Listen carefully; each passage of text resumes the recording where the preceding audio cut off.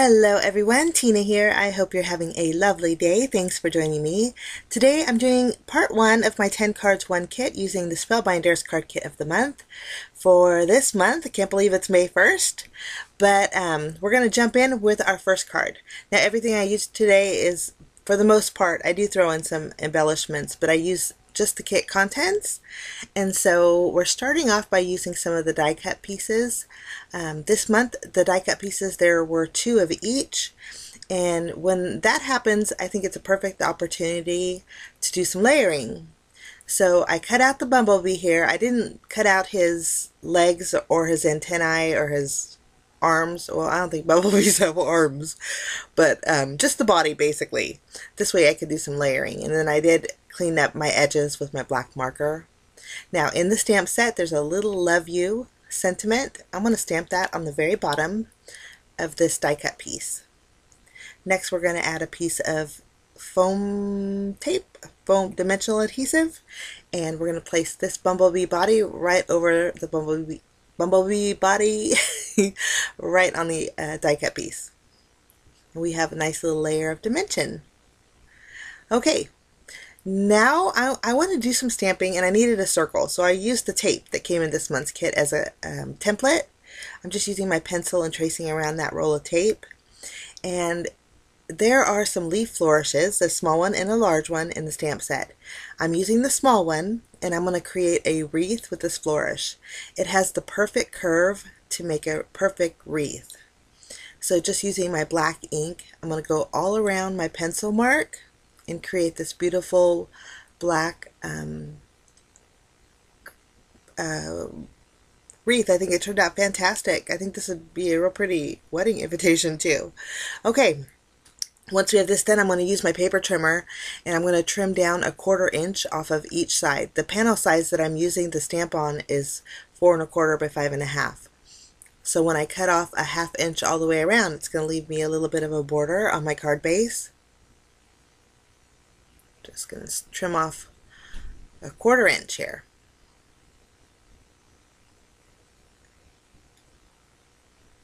Lovely. And now the inside of that wreath is going to fit my bumblebee perfectly. I decided to mat this panel on some black cardstock. The cardstock that I'm using is part of the kit also. I'm just using double-sided tape to adhere this to my black piece. That way there's a little black peeking out. Now I also trimmed down a piece of the pattern paper that was the black and white plaid, I would say. I cut out a 1/2 inch strip, and I'm going to place this strip directly over the center of my circle. And then I cut out a 1/4 inch strip of the copper mirror cardstock. I'm going to adhere this strip behind my bumblebee and then fishtail the ends. When I adhered it to my bumblebee, I can flip the entire piece over and then add some foam tape behind it. This is going to give me dimension. I'm using the negative pieces of my foam squares here. I have a little bit left over, so I'm going to use them all. Okay, I added double-sided tape behind this panel. We're going to go ahead and adhere this to our card base. Our card base is the pre-scored and folded card bases that came with this month's kit. And I'm not going to do much else to this. This finishes off card number 1. Kind of a masculine card. Could be used for a boy or a girl. For card number 2, I'm doing some ink blending with my oxide inks. This is worn lipstick, and I'm going to bring in some spun sugar. This month the die set has a beautiful layering flower on it, and I wanted some soft colors. There's also 2 single leaves that I'm going to be die cutting out, so I'm doing a little shading with some shabby shutters and then a gray ink that was just left on my blending tool. Okay, I'm adding some water droplets for a little bit of texture, and then we'll take our dies, and this die is just so pretty. I'm going to place it on my panel, and I'm going to die cut out the second layer and the base layer, and I did leave a little bit of room because later on we're going to die cut out one more flower with that. Now I wanted a little bit more definition on that top layer, So I took my vintage photo and added a little bit of brown to the very top. Now all we have to do is do our little layering, and I'm just using my glue to attach that top layer to the base, and it creates the most gorgeous flower. Now for my smile, the smile also came part of the die set this month, and I die cut out 4 of them with white cardstock and just layered them together. Now the pattern paper this month was so pretty, and I really loved this pattern paper, but I'm just going to use it as an ombre background. So I'm trimming it down so it will be slightly smaller than my card base. Once we have this trimmed down, I'm going to bring in some dies. This die set here, I'll list it down below. It's super neat because it will cut out polka dot frame around your panel. So I'm placing it in the center, and I die cut that out so you can see the polka dots behind it. I wanted some background on this panel with white, and I thought about doing faux stitch lines, but I thought this would look a little bit more softer. I went ahead and adhered this to my card base.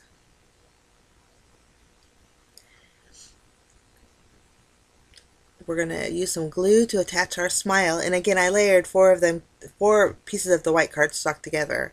This is going to give me a chipboard effect almost, and it's also going to give me dimension with my sentiment. I added foam adhesive behind my elements here, and we're just going to arrange our flower in this bottom left hand corner. I'm going to add a few of the leaves. And then we'll add our last one. And then for bells and whistles, I'm bringing in some Nouveau crystal drops. This is simply white, and I'm just going to add a few dots of white here and there, keeping this card pretty clean and simple, but very elegant. I did decide to go in with my Wink Stella shimmer pen, add our little sparkle to our flower, and then that completes card number 2. I like this kit because it could be on the masculine side, but yet it has these feminine elements that create gorgeous cards. Okay, now for card number 3, there's this beautiful decorative edge. I'm going to cut this out with black cardstock 4 times. And when you layer the leaf corners together, it creates a really pretty frame. And I love that about this. Those leaves on the ends just line up beautifully. So I'm just tacking them down together with some glue.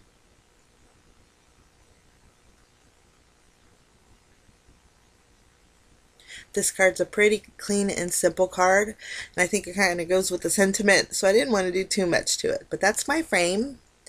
Next I cut out a thin strip of the black and white pattern paper. I'm going to place this on the far right side of my card base. That excess overhanging we're going to trim off. Next, I wasn't sure which position to put my frame on my card base, because it looks pretty with the leaves to the left and right, but it also looks pretty with the leaves on the top and bottom, or at a diagonal.